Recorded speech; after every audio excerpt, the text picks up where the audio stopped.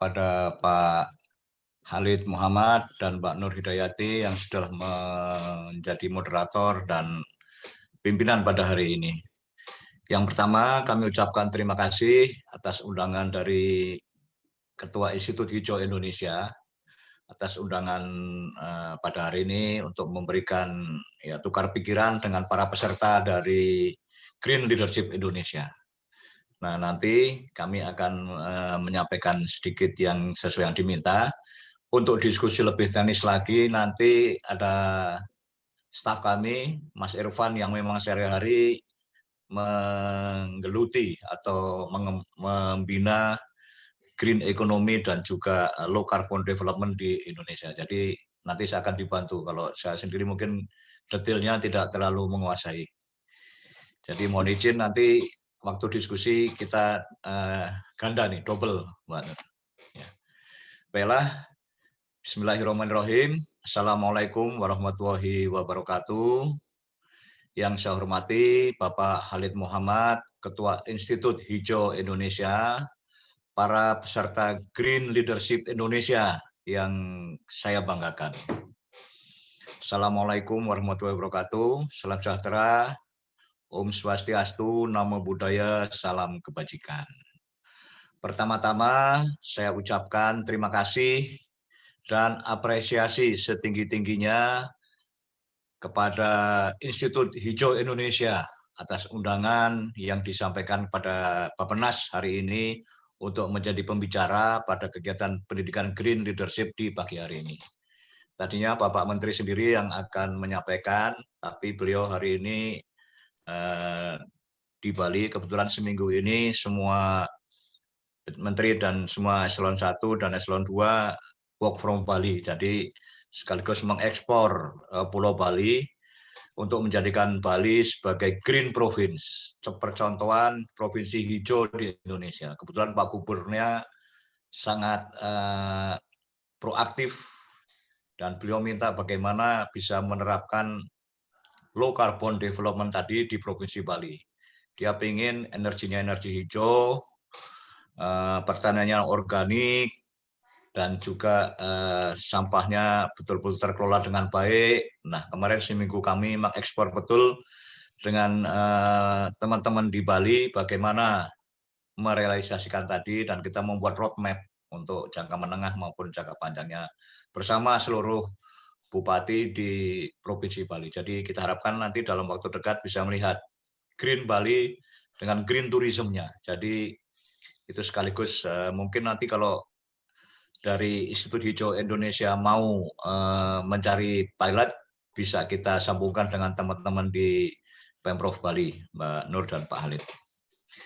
Nah, sebetulnya hari ini merupakan kebanggaan bagi kami di Bappenas bahwa pada hari ini kita dapat bergabung dan berdiskusi dengan rekan-rekan muda peserta Green Leadership Indonesia terkait dengan green economy di Indonesia. Ini memang sudah menjadi program kita sudah canangkan dan kita sudah membuat roadmap-nya juga. Nah, semoga diskusi di pagi ini dapat memberikan pencerahan mengenai pentingnya implementasi green economy sebagai salah satu strategi transformasi ekonomi untuk menjadi negara maju dan mewujudkan pembangunan berkelanjutan di Indonesia. Itu sudah kita siapkan betul. Nah, rekan-rekan muda peserta Green Leadership yang saya banggakan. Sebelumnya, izinkan saya mengawali materi pada hari ini dengan merefleksikan kembali kondisi alam di Indonesia, khususnya terkait perubahan iklim dan berbagai permasalahan lingkungan lainnya. Selama 20 tahun terakhir, Indonesia telah kehilangan tutupan hutan hingga 10,8 juta hektar. Salah satunya akibat alih fungsi lahan dan kebakaran hutan. Hingga tahun 2020, kehilangan tutupan hutan terbesar terjadi di Pulau Kalimantan, sebesar 5 juta hektar, dan Pulau Sumatera sebesar 3,9 juta hektar. Salah satu dampak dari fenomena ini, salah satunya dirasakan belum lama ini, yaitu banjir di Kalimantan Selatan yang disebabkan oleh berkurangnya hutan primer dan sekunder. Penurunan terbesar terjadi sejak 10 tahun terakhir, di mana penurunan luas hutan alam di Das Barito, wilayah yang mengalami bencana banjir di Kalsel kemarin, berkurang hingga 55,5% selama tahun 1990 sampai 2000. Di samping itu, anomali cuaca juga menjadi faktor pemicu, di mana curah hujan mencapai hingga 9 kali lipat dari sebelumnya. Tanpa adanya kebijakan dan intervensi untuk melindungi tutupan hutan, hasil pemodelan yang kami lakukan di Bappenas menunjukkan luas tutupan luas hutan diproyeksikan dapat berkurang hingga 17,2 juta hektar di tahun 2045 nanti. Itu proyeksi-proyeksi yang kami lakukan.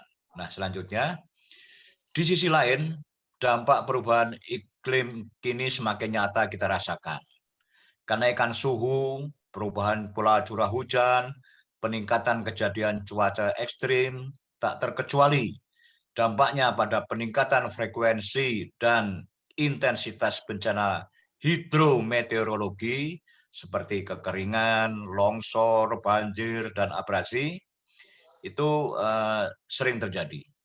BNPB mencatat 99% bencana yang terjadi selama tahun 2020 diakibatkan oleh bencana hidrometeorologi. Perubahan iklim menyebabkan peningkatan intensitas bencana hidrometeorologi yang terjadi saat ini, seperti banjir dan longsor. Nah, dalam hal ini, risiko krisis iklim tidak hanya berpengaruh pada kerusakan lingkungan semata, namun juga berdampak pada kondisi perekonomian dan penghidupan masyarakat.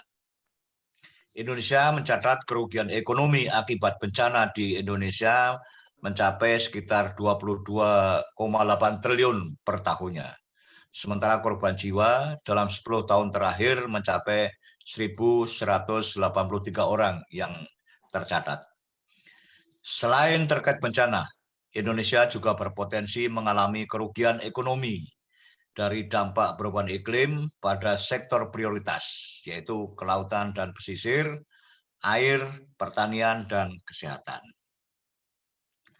Potensi kerugian ekonomi dihitung dari potensial terjadinya kecelakaan kapal dan penggenangan pesisir, penurunan ketersediaan air, penurunan produksi padi, dan peningkatan kasus penyakit DBD.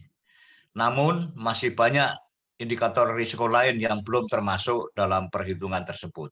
Sehingga pada kenyataannya, nilai potensi kerugian ekonomi bisa jauh lebih besar dari perhitungan tersebut. Itu hasil dari modeling yang kami lakukan. Rekan-rekan muda peserta Green Leadership Indonesia yang saya banggakan, kondisi lingkungan yang terus-menerus serta fenomena perubahan iklim dinilai tidak hanya berdampak pada lingkungan semata, namun juga berdampak pada ekonomi dan kelangsungan hidup manusia di masa mendatang. Kemudian, bagaimana pemerintah Indonesia merespon berbagai isu dan permasalahan tersebut? Di sini nanti kita diskusikan. Nah, pemerintah Indonesia telah menyusun strategi dan skenario jangka panjang untuk meningkatkan PDB dan pendapatan per kapita agar dapat lepas dari middle income trap atau jebakan negara berpendapatan menengah pada tahun 2045 nanti. Jadi middle income trap itu banyak sekali negara yang punya kekayaan alam tapi tidak bisa tumbuh menjadi negara maju. Nah, kita ingin lepas dari jebakan tadi. Namun demikian, pandemi COVID-19 yang kita rasakan saat ini menyebabkan perekonomian terkontraksi hingga menghambat skenario dan alur pembangunan Indonesia sebelum masa pandemi yang sudah kita susun kemarin. Untuk itu diperlukan adanya transformasi ekonomi untuk meningkatkan produktivitas ekonomi di masing-masing sektor, sekaligus mengubah struktur perekonomian dari sektor yang memiliki produktivitas rendah menuju sektor yang memiliki produktivitas lebih tinggi. dari ekonomi yang hanya berbasis sumber daya alam menjadi ekonomi yang berbasis nilai tambah atau hilirisasi. Kami menyadari bahwa strategi pemulihan ekonomi yang disusun tidak dapat lagi hanya mengacu pada pertumbuhan ekonomi jangka pendek, namun juga harus memiliki tujuan untuk membangun kembali Indonesia yang lebih baik, tangguh, dan berkelanjutan.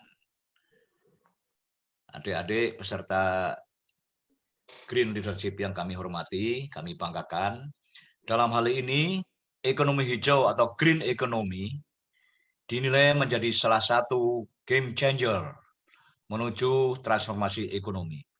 Secara prinsip, ekonomi hijau adalah model pembangunan yang mensinergikan pertumbuhan ekonomi dan peningkatan kualitas lingkungan. Melalui implementasi yang tepat, ekonomi hijau menyediakan alat atau tool yang dibutuhkan untuk mentransformasi aktivitas ekonomi menjadi lebih ramah lingkungan dan inklusif. Dalam konteks jangka panjang, Indonesia juga berkomitmen untuk berkontribusi dalam pencapaian tujuan pembangunan berkelanjutan atau SDGs yang mengusung keseimbangan aspek ekonomi, sosial, dan lingkungan.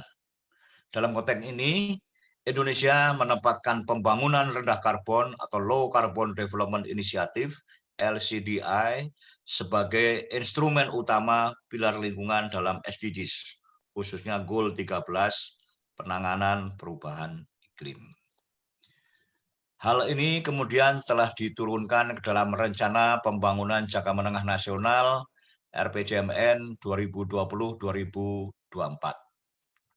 yang telah mencakup aspek lingkungan hidup sebagai salah satu agenda prioritas nasional, di mana RPJM 2020-2024 ini merupakan titik tolak untuk mencapai sasaran pada visi 2045 yang sudah kita susun.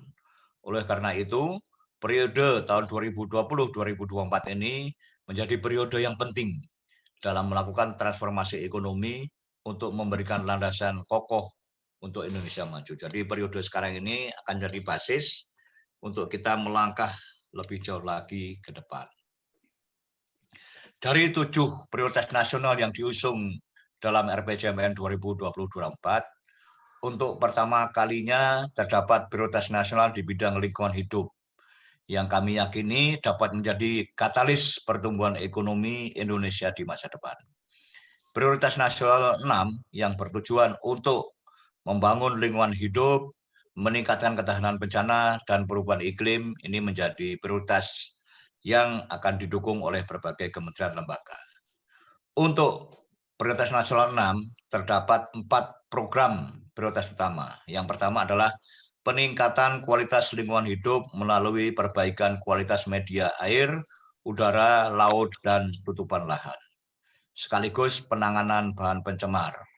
Yang kedua, peningkatan ketahanan bencana dan iklim melalui penguatan konvergensi antara pengurangan risiko bencana dan adaptasi perubahan iklim.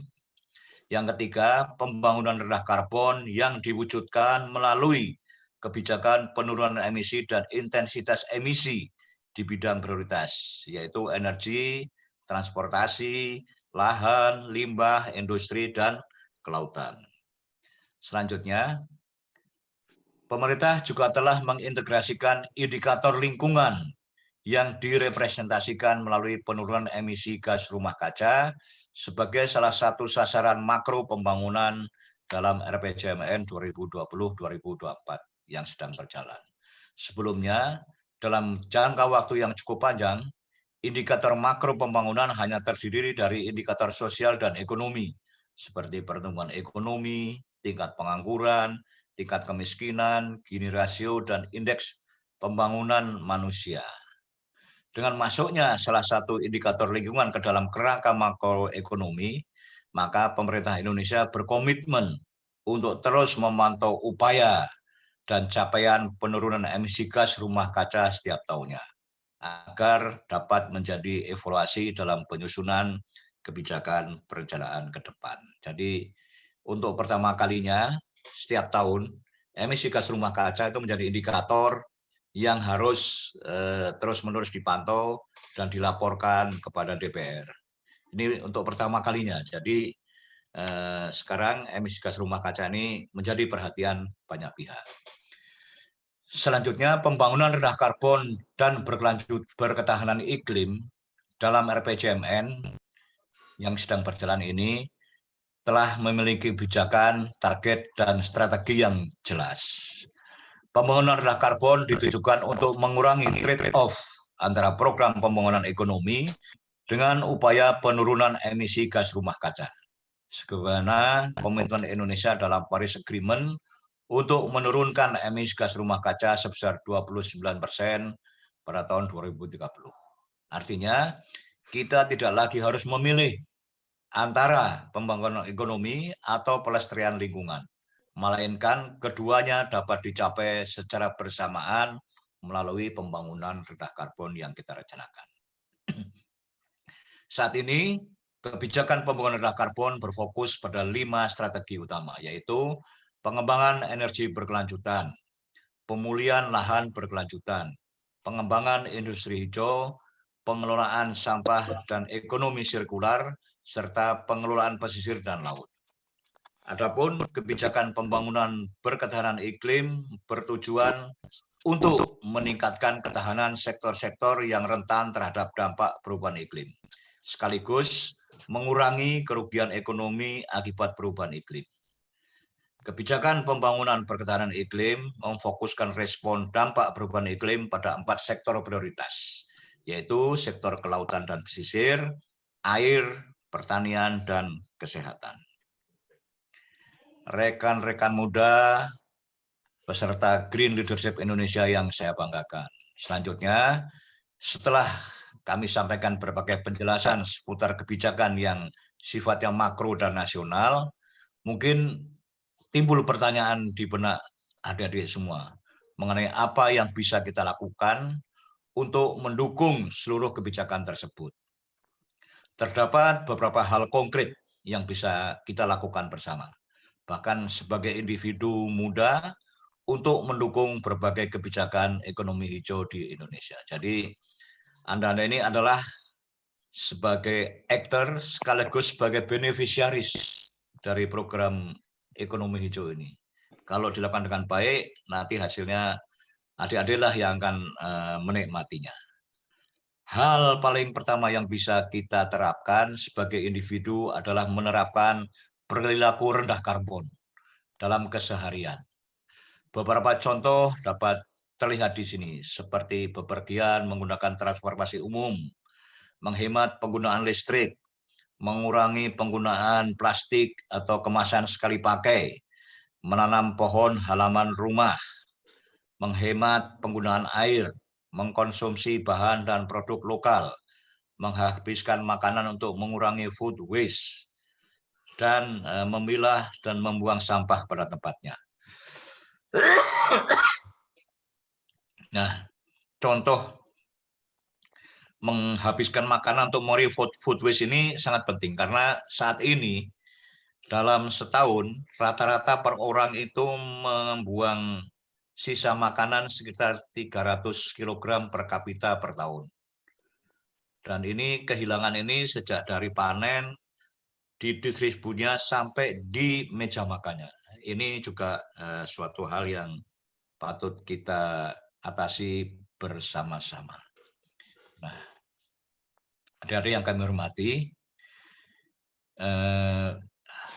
walaupun terkesan kecil, beberapa hal yang kami sampaikan tadi sangat mendukung pengelolaan sumber daya alam yang lebih berkelanjutan apabila dilakukan secara kolektif karena berpotensi menghasilkan efek domino terhadap perubahan pasar dan pembangunan berkelanjutan di masa yang akan datang. Jadi hal-hal yang besar biasanya dimulai dari hal-hal yang kelihatan kecil atau sepele. Selanjutnya, sebagai penutup, kolaborasi multi pihak adalah kunci keberhasilan dalam menjaga kelestarian alam dan lingkungan. Masyarakat, pemerintah, serta pihak swasta, NGO maupun filantropi, semuanya memiliki kontribusinya masing-masing. Nah, Seperti yang kami sampaikan sebelumnya, masyarakat dapat melakukan perubahan perilaku sehari-hari menjadi perilaku yang lebih mendukung keberlanjutan dan mendukung berbagai produk ramah lingkungan. Selain itu, masyarakat juga dapat memberikan kontribusinya dengan menjadi perpanjangan tangan pemerintah dalam meningkatkan kesadaran publik sehingga memperbesar dampak yang dihasilkan. Pemerintah tentu perlu meningkatkan komitmennya dengan menciptakan berbagai insentif, membangun iklim investasi, dan menyusun anggaran belanja yang mendorong pembangunan berkelanjutan. Selain itu, pemerintah juga berperan sebagai pemberi wadah bagi aksi-aksi lintas sektoral dalam implementasi pembangunan berkelanjutan. Dalam kaitan ini, sektor swasta dapat berperan dalam menerapkan bisnis yang mendukung kelestarian alam dan lingkungan dengan memanfaatkan berbagai insentif yang disediakan pemerintah. NGO juga dapat berperan sebagai pengawal dari kebijakan pemerintah dan terus menyuarakan kebijakan ramah lingkungan, serta tidak lupa filantropi juga dapat memberikan dukungannya terhadap praktek-praktek berkelanjutan. Kiranya kita semua dapat terus menjaga kelestarian alam dan lingkungan berdasarkan peran kita masing-masing. Dan semoga apa yang telah disampaikan hari ini dapat memberikan pelajaran berharga mengenai kebijakan ekonomi hijau pemerintah Indonesia sebagai bagian dari pembangunan sumber daya alam yang lebih berkelanjutan. Pertanyaan, diskusi, gagasan, dan masukan dari rekan-rekan muda peserta Green Leadership ini sangat kami harapkan. Nanti kita lanjutkan dengan diskusi lebih rinci lagi. Terima kasih, tetap sehat, senyum, dan semangat. Wassalamualaikum warahmatullahi wabarakatuh.